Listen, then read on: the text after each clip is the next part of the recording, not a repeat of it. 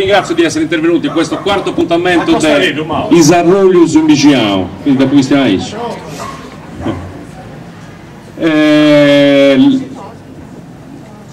abbiamo parlato di vari argomenti, oggi arriviamo a parlare di commercio, ma in modo molto sui generis, cioè abbiamo intitolato Buttegas, Butteghedas e Buttegherisi, per parlare almeno degli ultimi 50-60 anni della storia di San Sperate attraverso le sue attività commerciali. Il discorso non sarà sicuramente, come tutti i Isarrolius, non sarà un confronto tra tutte le persone che vorranno intervenire. Noi abbiamo invitato personaggi che nel settore del commercio hanno la loro storia, soprattutto vorremmo puntare questa chiacchierata su quello che è stato il passaggio tra varie generazioni dell'attività commerciale. Gli ospiti che sono qua proprio lo facciamo in termini quasi spettacolari. Sì, certamente. Luigi Spiga, Antonio Mallus, Mario Virdis, Zio Giulio Borda, come sapete è l'uomo immagine di Concambias, quindi tra le sue tante attività anche quella del commercio è stata per tanti anni, ha caratterizzato la sua lunga vita. Mi diceva che è stato per tanti anni commerciante part-time, lo faceva part-time, si direbbe con un neologismo. Giulio che non tengo bottega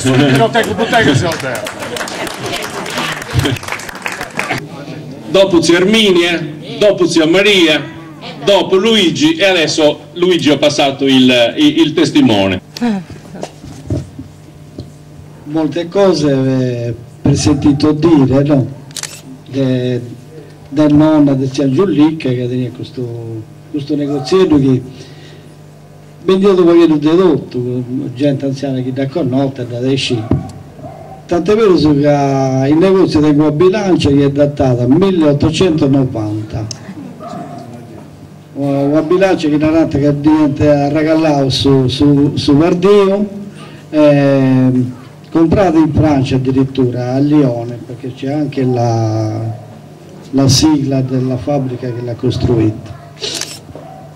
Quindi ha potuto pagare. Manca da poco notte, potete perché arriviamo sempre il 10 mesi, quindi.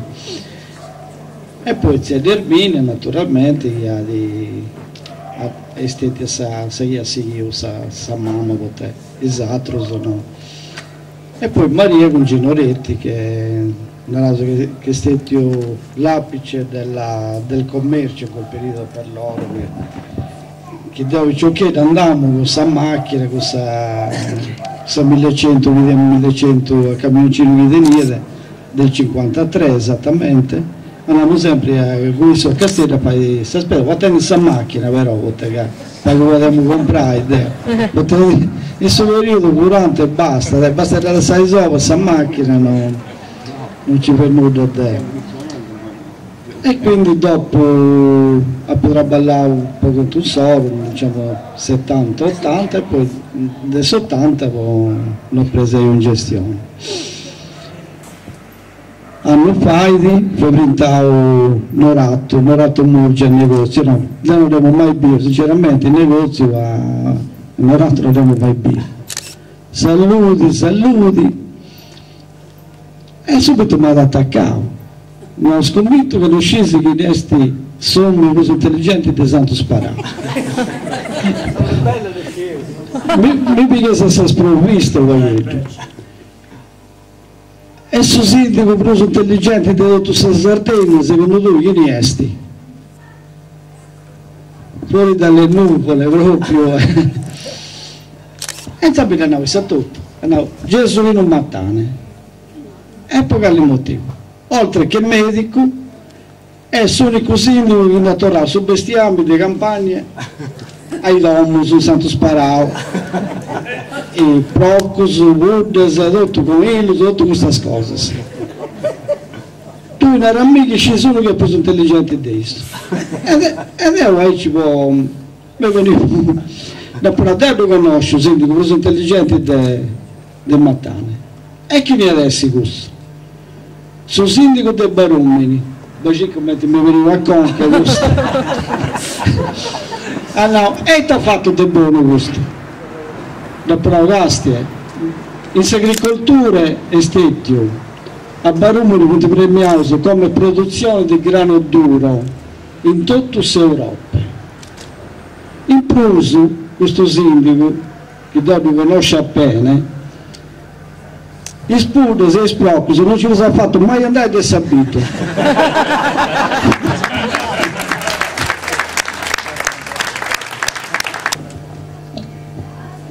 Io posso dire che svolgo l'attività commerciale già dalla... volevo ricordare un po' dei fatti della fanciullezza.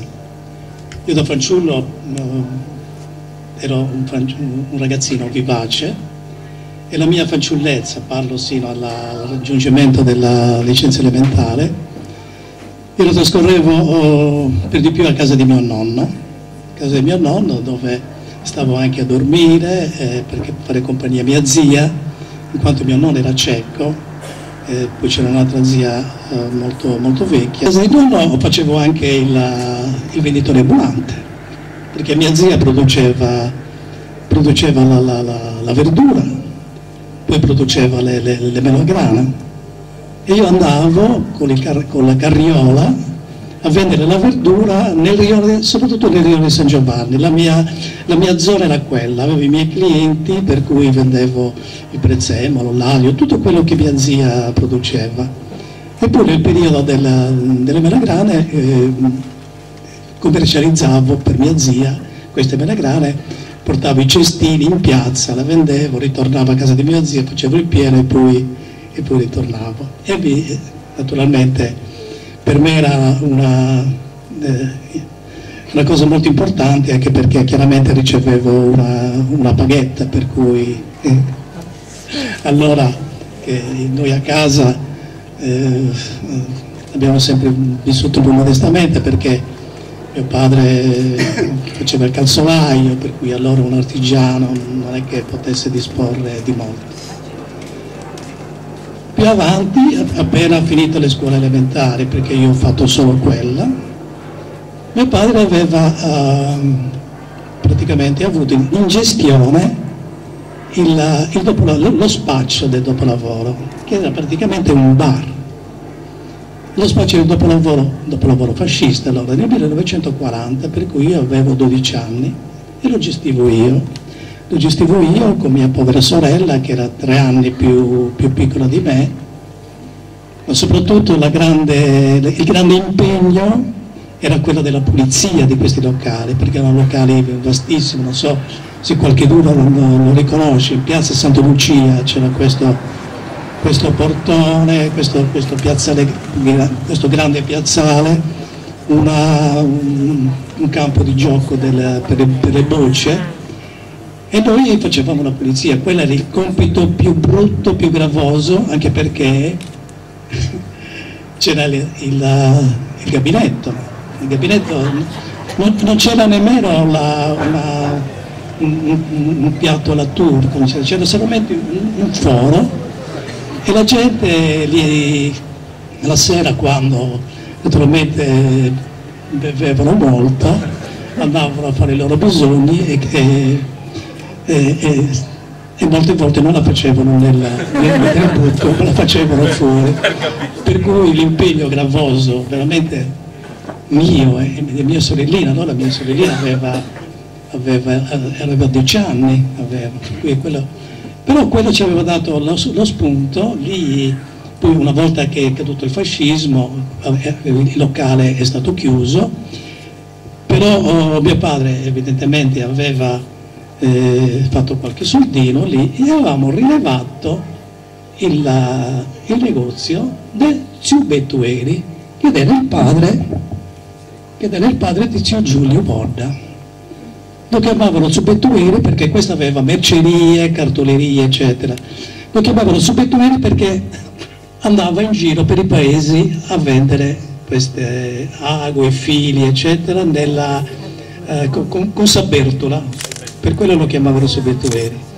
Avevamo rilevato questa attività e avevamo aperto il negozio in via Roma, che sono sicuro che molti di voi lo ricordano, questo che poi era gestito da mie sorelle. Io poi ho fatto tutto un percorso commerciale come assicuratore, ho fatto tanti mestieri, vedevo macchine per cucire, apparecchi radio, eccetera. E poi pian piano la vita mi ha portato, anche con un po' di fortuna, lo devo ammettere, a portare alla posizione che assumo attualmente. Anche la posizione che assumo attualmente è naturalmente nata da combinazioni, diciamo, fortunate, perché nella vita io mi sono impegnato moltissimo, però devo riconoscere che una componente della fortuna c'è stata, per cui oggi 38 anni fa ho fondato la Divengas qui a San Sperate.